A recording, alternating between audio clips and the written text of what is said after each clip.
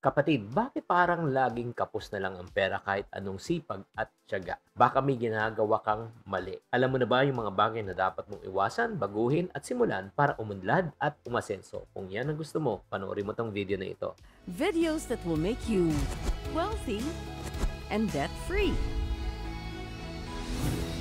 Hi there, this is Ching Kitan, your pambansang wealth coach. In this episode, medyo magdi-deep dive po tayo sa tatlong bagay na mahalaga, dapat iwasan, dapat baguhin, at dapat simulan para umasenso at umunlad. Kung ready ka na, umpisa na natin sa mga bagay na dapat nating iwasan. Ang unang dapat nating iwasan ang pagiging magastos. Bakit? At the end of the day, it's not only how much money you make, it's how much money you keep. Di ba sa totoo lang, minsan talaga ito pa yung nagiging problema. Nung maliit ang kita na pagkakasya, minsan may sobra pa, nung lumaki na nagkulang na nagkautang pa. So, ang problem, the root problem at times is pagiging magastos, impulse buying. Iwasan natin mga pagbili ng mga bagay na hindi naman natin kailangan pero gusto lang natin. Like nasa sale, nasa promo. Alam naman natin gusto pero hindi importante. Because of that, nagkakaroon tayo ng tinatawag na iwasan din natin yung lifestyle inflation. Huwag natin dagdagan agad ang gastos pag tumaas ang kita. Yan ang nagiging isang kailangan natin iwasan. Iwasan din po natin ang no offense meant, kasama na ako, pagiging matakaw.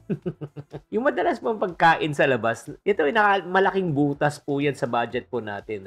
Alam mo, sa totoo lang, yung parang minsan takaw ano lang tayo di ba? Yung parang feeling natin, deserve natin. Wala namang problema kumain sa labas pag afford mo. Pero pag hindi mo afford, nako, iwasan mo. Again, iwasan po natin ang pagiging magastos. Pangalawa, iwasan din po natin ang mangutang. Diba? Yung utang ng utang. Ay nako mga friendship. Ay pagka-utang tayo ng utang, alam mo ang ginagawa po natin, sinasanla po natin ang ating kinabukasan. May mga iba po sa inyo, pakinggan nyo ito mabuti. Kung guilty ka, type guilty. Yung hindi ka pa sumusweldo, ika nga nakasanla na. Yung parating pa lang ng sweldo mo, meron ka nang babayarin agad. Nakatoka na yan. Kasi nga, you're trying to live off your future income to the present. Yan po yung problema. Pag yan ang hindi mo iniwasan, kapatid, maniwala ka, forever maghihirap ka. Next naman, ano naman mga bagay na dapat natin baguhin? Bakit natin kailangan baguhin, Chinky? For things to change, we have to change. Kung gusto mo magbago, kailangan may pagbabago. Tama? Ano ang dapat nating baguhin? Number one, baguhin muna natin ang ating mindset. O, like for example,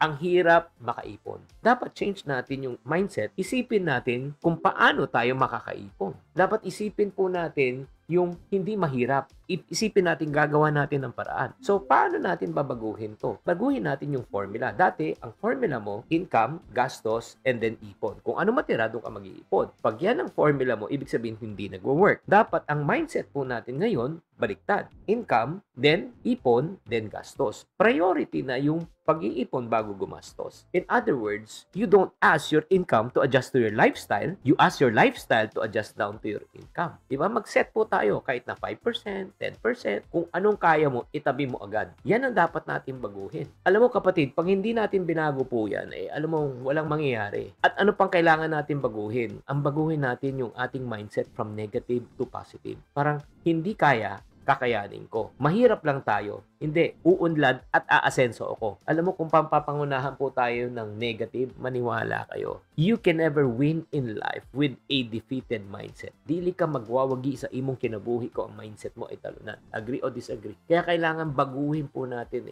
In order for you to change something on the outside, we have to first change something from the inside. Now, next question. Bakit dapat natin simulan? Syempre, pag hindi ka nagsimula, walang mangyayari. May kakilala ba kayong mga tao na panay plano pero wala naman talagang sinisimulan? Kaya nga, ano dapat mong simulan para talaga umunlad ka at umasenso? Number one, dagdagan mo ang kita mo. That's the first. You and I cannot only afford to have one source of income. Pag iisa lang ang source of income natin huwag na tayo mag-usap. Kahit ako, kung iisa lang source ng daloy ng income ko, medyo challenging. Sa dami ng babayarin, sa dami ng gastusin, sa dami ng problema. Pangalawa, kailangan natin simulan, dapat automatic savings na po. Gumawa tayo na paraan na automatikong malilipat ang bahagi ng sahod mo sa savings account mo. Para hindi mo na siya iniisip. Para makikita mo kung ano yung natitira sa iyong pera sa bangko ay neto na pwede mo na siyang gamitin. gagamitin. Meron nga ako automatic, no? Certain amount sa bangko ko, lumilipat yan sa savings, lumilipat yan sa investment, automatic na siya. Number 3, alam mo, dapat mong simulan, mag-ipon challenge ka. Sumali ka sa 60,000 ipon challenge namin. Ito yung tinatawag namin na ipon box. Start ka lang sa 20 pesos, 20, shadan mo siya. From 20 to 50 to 100, pag nabuo mo, may 60,000 pesos ka. Don't forget the start date, end date, and then para saan ka nag-iipon, sulat mo, emergency fund. Ilagay mo yung barya dito, perang papel.